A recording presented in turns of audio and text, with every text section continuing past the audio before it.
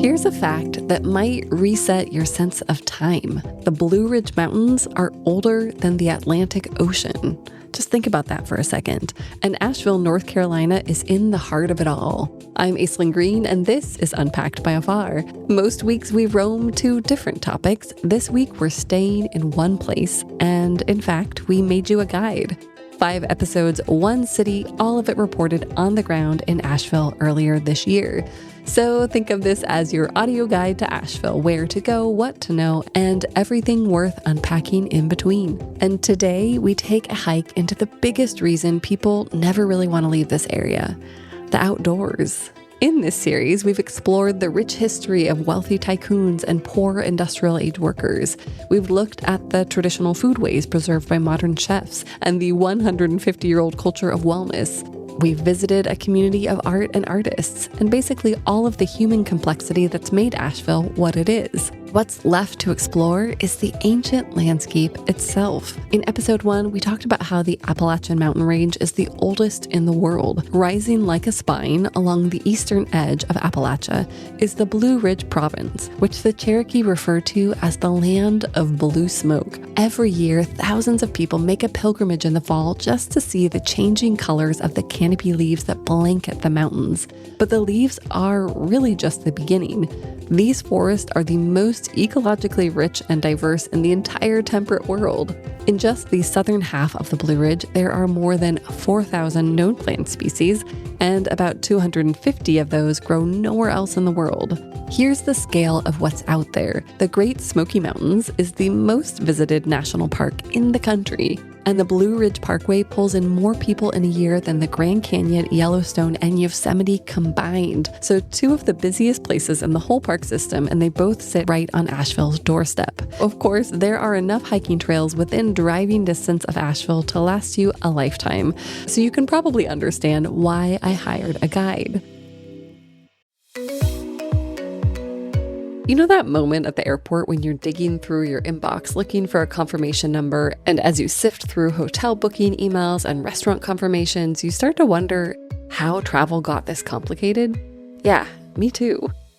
Which is why I want to tell you about TripWaffle. It's a free app with one very simple trick. You forward your travel emails, flights, hotels, trains, that stroopwafel making workshop you booked, and it turns the whole mess into one beautifully clear trip timeline. No typing, no copy pasting. The app tells you what you need to know exactly when you need to know it. I just tested it for my upcoming road trip from California to Minnesota, and it just worked. It'll even track your flights and nudge you if your passport's about to expire, which I think we all can agree is a very good nudge to get. It's on web, iOS, and Android, and it's completely free for early users. Go to tripwaffle.com or search TripWaffle in the app stores and throw some booking emails at it. That's it. That's tripwaffle.com. This episode is brought to you by Accenture. When your advertising operations fall out of sync, everything else follows. Spotify and Accenture are working together to reinvent the rhythm of ad sales, using automation, analytics, and smarter workflows to simplify campaign delivery and access better data across the business. The result? Less time spent on operations, more time connecting brands with the moments and fandoms that matter most. Learn more at accenture.com/Spotify. Would you mind just first saying your name and what it is that you do? My name is David, and my wife Angela and I own Hike Bike Kayak Asheville. We do customized guided hikes. We rent bikes, and I do customized kayak tours and driving tours. And today we're going to be using our feet. And where will those feet take us? We're going to be in the area of Transylvania County, the land of waterfalls. And we're going to see one of the most high volume roadside waterfalls in the area, Looking Glass Falls. And then we're going to drive to a trailhead and do a moderate hike to a beautiful Cove Falls that falls over the mouth of a cave. And the hike in is very pretty. Well, let's hit the road. Let's go. Okay. Like me, David is from California, and he was into nature and the outdoors long before he moved to Asheville 9 years ago. Since then, he's invested a huge amount of time into learning everything he can about these mountains. And now, as we drive to our first hike of the day, he's passing on that knowledge to me. We are in the Appalachian mountain chain, the section called the Blue Ridge Mountains that stretch all the way up into West Virginia. Geologists will tell you the Appalachian mountain chain is one of the oldest mountain chains in the world. And it used to be similar to the Himalayas, but over the millennia, the erosion has caused them to drop down in elevation. Next time the continents collide, supposedly they will rise up higher than they were before. We won't be here for that, I don't think. I hope not. I don't know if I want to be here when they... Yeah, I wouldn't want to be. I grew up in California with a lot of earthquakes. That sounds like it'd be more than just a little earthquakes. Like it's like a land tsunami, basically. Exactly, right? Oh, man. David and his wife moved here to open a B&B. It's actually a great story to ask him about on a hike, but eventually opened the guiding business as a way to stay busy and to connect to nature. In addition to hiking, biking, and van tours, which are especially popular in the fall when the colors take center stage, David also runs kayaking tours on one of Asheville's 2 major rivers. The section of the French Broad River I do goes through the Biltmore estate. So you can actually see the Biltmore house from the river. And I share a lot of natural history, but also because George Vanderbilt, the family history, is intertwined with the town of Asheville. So I share a lot of Vanderbilt history on that tour as well. What do you love about spending time on the river, in the mountains, especially since you come from California, which is no slouch in the outdoors department? That's true. California is great outdoorsy. When I moved here, I was so interested in the outdoor. No ocean. I mean, in San Diego, I learned all the marine life in the area from marine biologists and such. And when we moved here, I wanted to learn the flora and fauna of the Blue Ridge Mountains. And my mother-in-law had given me a brochure on becoming a Blue Ridge naturalist. So I took a number of classes, like 300 units, like getting a master's degree kind of. And I got a certification as a Blue Ridge naturalist. When I was finished with that, my wife said, well, what are you going to do with all that stuff you've learned? And I said, I'm going to take you out hiking. And she said, well, I don't have time to hike. I'm running a bed and breakfast. Why don't you take our guests out or start a guiding business or something and do that? So that's what we did. What about the hiking? Because I have to say I'm most excited about that. I love to hike and get out into nature. Yeah, what do you like about spending time in the trees here? Oh my gosh, it's like, if you've ever heard of forest bathing, yeah. That is what it's like just on an average hike here. Today we're still in the winter, so the trees don't have leaves yet, so it won't be real green. But it's still a beautiful trail, beautiful stream. We'll see beautiful waterfall. But there are thousands of miles of hiking trails here. No matter what you want to see, you'll find it. Waterfalls, views, hard hikes, easy hikes, anything in between. And you don't have to drive more than 45 minutes from Asheville to get to those. It does feel like everywhere you go, the mountains beckon because you can just see them everywhere you are. So it just seems a shame to not get out in them. There's a saying, a quote from John Muir, the mountains are calling and I must go. I think of that almost every day. And whenever I get to a trailhead, I think of that. You know, this is a question that I feel like I should be able to answer. I know it's an iconic place, but the Blue Ridge Parkway, what makes it so unique? The Blue Ridge Parkway is a 469-mile, they call it the Mountain Scenic Roadway or Motorway. It was actually built during the Great Depression. It was one of the projects under Franklin Roosevelt's New Deal. The road runs from the town of Cherokee all the way up to Virginia, connecting the Great Smoky Mountain National Park with the Shenandoah National Park. Which leads me, if I can move into the reason the Blue Ridge Mountains, where they got their name. So there's a lot of trees, oak trees, local sassafras trees here, some other tupelo trees, tulip poplars. And they have a chemical, it's a sun protector called isoprene. They give off this chemical that protects them from getting sunburned. Like we use sunscreen, trees have this natural ability to keep themselves from getting baked in the sun. And the vapor from the isoprene, with the sunlight shining through it, creates that blue haze that you see on distant ridges. So pretty much any mountain that you go to, a mountain chain that you go to that has a lot of oak trees, you would have isoprene. But the difference is with the Blue Ridge, the ridges are farther apart. So you actually see the effect. Your eyes adjust to that color in the distant ridges. And you can be up on the Blue Ridge Parkway, and I've counted 20 ridges on a clear day. It's dark blue to gray the whole way. And that's the isoprene. it's making that effect. It's amazing. I mean, I've seen the photos. I haven't seen it in person, but wow. So does that also mean you get really incredible sunrises and sunsets there? Oh, yeah. My gosh. There are overlooks on the Blue Ridge Parkway and just on hiking trails. A really popular area is called Linville Gorge, east of Asheville, part of Pisgah Forest. It's called the Grand Canyon of the East. And I see sunrise and sunset posts from there all the time. Just gorgeous. And that you see the blue haze and the orange from the sun hitting the clouds or, different things in the sky. You see that orange and blue. It looks fake. You think, wow, somebody used their coloring skills to get this thing. I wish I knew how to do that. It's not. It's nature. That's nature. It's beautiful. Nature's Instagram filter. Exactly. It's a good term. By now, we've entered Pisgah National Forest, northeast of Asheville. And after this quick break, we're going to meet our first waterfall.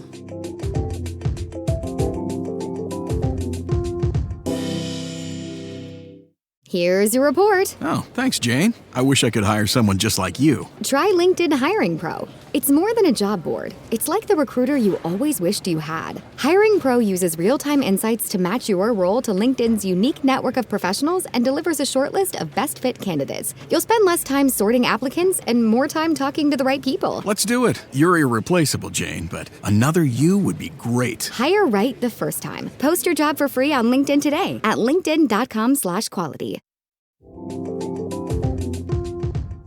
The county of Transylvania, where we are, has 0 vampires, or at least none that I heard of, and more than 250 named waterfalls, half of them right here in this national forest. Why are there so many waterfalls in the Pisgah Forest? It's because of the volume of rainfall we get here. Well, Asheville gets about 40 inches of rain a year, give or take an inch on average. Transylvania County out in this area of Pisgah gets twice that, 80 to 100 inches of rain a year. I read something last year because I was worried about drought conditions, and we're in a drought right now here. But I read something last year that said we would have to have a major drought for 3 years, a full 3 years, before any of these waterfalls would come close to drying up. That's how much water is in the ground here. Well, we've just arrived at our first waterfall. This is Looking Glass Falls. It's a roadside waterfall. There's some Vanderbilt history here. Paved road that we've been on was the logging railroad until 1914. And when the crew was grading this to build the railroad, they got to this point and stopped working, and they sent word to George Vanderbilt that the waterfall was here. Well, he did everything on horseback, so he jumped on a horse and rode out here. Probably took more than a day, or at least the better part of a day. And he designated a 25-acre radius as a no logging zone here to keep this pristine, so that when friends and family came from New York to visit the vacation home, they could have some place to come and enjoy. Do you know why it's called the Looking Glass? Looking Glass, yeah. The rock face behind the waterfall and around the side of it, in the winter, when we have freezes, that freezes over, and you get a reflection of the forest in the rock face. And of course, it's wintertime, so there's not a lot of greenery. The greenery you see here is evergreen rhododendron. So you get that, and then you also get a reflection of the creek flowing downstream. Oh, and we see people at the base of the waterfall, too. Yeah, there's a swimming hole here. We've got... Oh, really? There's actually the land of waterfalls. There's hundreds of waterfalls here, and a lot of them do have swimming holes, so they're really popular in the summer. Wow, it's beautiful. Beautiful waterfall. One thing about this stretch of forest, you can do just about everything from right here. That rock face above us is Looking Glass Rock, what climbers call the El Capitan of the East. This same creek, a little further on, turns into Sliding Rock, a 60-foot natural water slide that, yes, you can slide down. And the Davidson River nearby is one of the best trout streams in the country. So climbing, fishing, waterfalls, a slide down a rock, all in one valley. All right. Do some hiking? Yes, I'm ready. This is one of my favorite trails in the spring. A little wildflowers grow along here. Yeah. How y'all doing? Excuse us. Sorry. Oh, thank you. You're welcome. What kind of wildflowers do you see? We looked at some orchid species. We get pink light orchids. The springtime, our spring wildflowers are in the orchid family are leaf flipper orchids Okay. and world begonias. Cool. So we have found a few of those. Some of them are pretty rare. That sounds... We get the crane that I mentioned, petty root orchids, Yeah. and rattlesnake plantain orchids. We'll probably see foliage of those today on here. Wow. That sounds amazing. There are hundreds of species, spring, summer, fall. So from late March, when the azaleas start blooming, all the way into late fall. Wow. Wow. Beautiful flowers along the trail. David recommends that if you're getting out on the trails and you want to see wildflowers, definitely consult a wildflower bloom schedule. Of course, different flowers bloom at different times, but if you've never lived in the mountains, you might not realize that lower elevations tend to sprout leaves and blooms earlier in the year. As higher elevations warm over the growing season, blooms tend to creep up the hillsides. If you want to see some regional flowers while you're in Asheville but aren't interested in hiking or you have limited mobility, you can always stop by the botanical gardens. And if you don't mind a 15-minute drive, the North Carolina State Arboretum is just 15 minutes south. The State Arboretum, by the way, hosts the Blue Ridge Naturalist program where David has studied. It has required courses, electives, and a final project just like a university program. And David is finished and fully certified, but still tries to take a course each year. Signed up for one this year. It's a foraging class. Oh, cool. Learn more about the edibles. I've read that 80% of the trees and shrubs here are edible and or medicinal. And I want to find out specifically which ones and what they're good for. David also goes on hikes with his former flower instructor who has such a good story. He shared his life experience with us the first couple of meetings of class. And he was in the Air Force. He was a paratrooper and he was in a team that in Vietnam that dropped into the jungle and cut out clearings for foot soldiers. So they were under fire quite often. So I think of him as a man's man, just fearless, just doesn't fear anything, and he's just a guy, you know. Yeah. And yet when he looks at a wildflower, he just melts.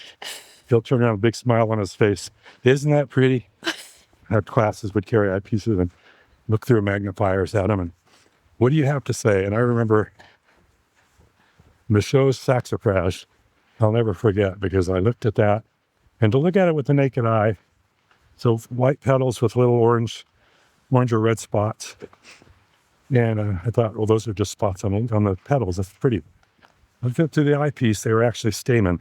I mean, I'm seeing 3D. Wow. And I was speechless for about 5 minutes. He said, are you going to respond to my question? And I said, what'd you say, Scott?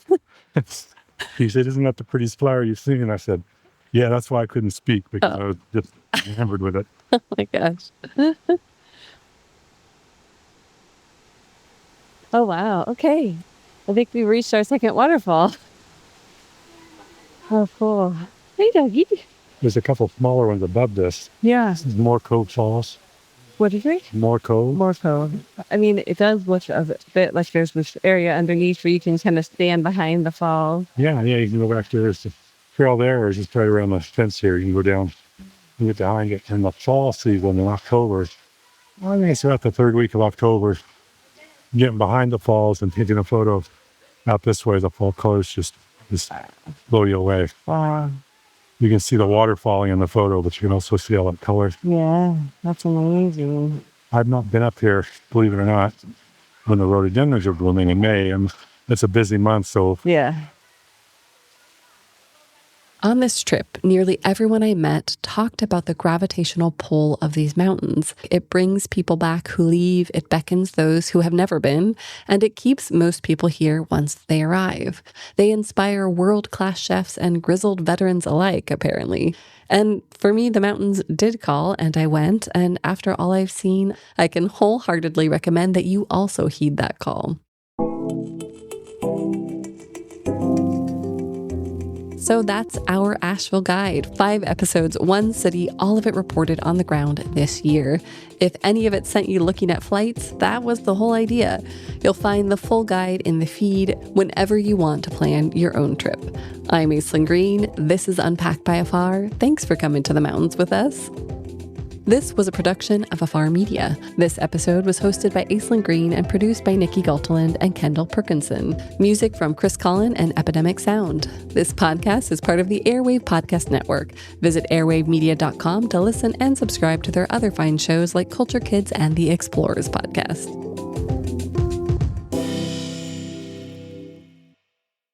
At Blinds.com, it's not just about window treatments. It's about you, your style, your space, your way. Whether you DIY or want the pros to handle it all, you'll have the confidence of knowing it's done right. From free expert design help to our 100% satisfaction guarantee, everything we do is made to fit your life and your windows. Shop up to 40% off with minimum purchase and a free professional measure right now at Blinds.com. Plus, pay at your own pace starting at 0% APR with Affirm. Terms apply.